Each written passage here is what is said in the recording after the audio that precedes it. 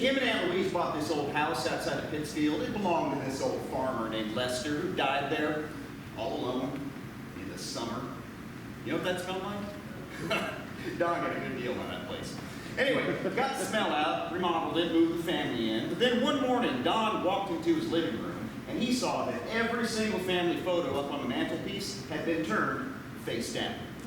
He thought that was odd, but he put them back up. Next morning, there they were again, every family photo face down on the mantel.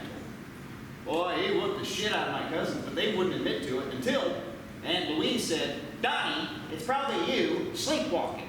It's true. As a kid, Don had been a sleepwalker. Most of us Thompson men are somnambulists of some sort. You know, sleepwalkers, sleep talkers. I talk in my sleep all the time. Well, Don thought that was a pretty good explanation. But then one night, Don had this dream. He was standing in his living room, and there in front of him was this little old man in overalls, wandering around, muttering to himself.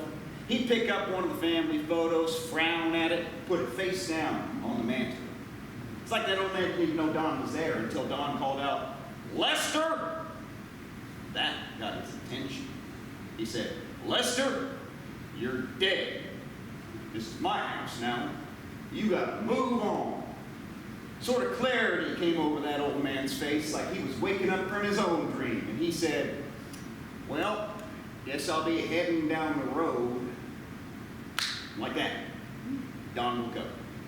After that, no more family photos turned over on the mantle.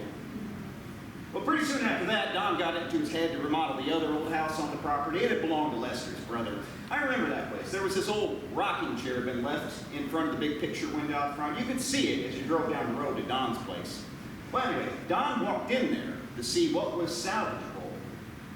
Only this time, there were two chairs sitting there, rocking ever so slightly, staring out that big picture window down the road, right at Don's house, watching,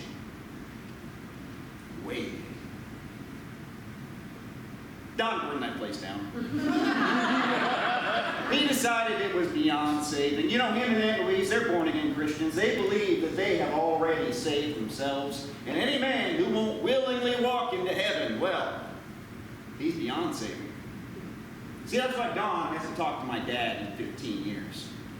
That's why Don don't know shit about my dad's business. You see, Don can't help you. No one can help you. Wherever my dad's gone, you can't follow him. And even if you could,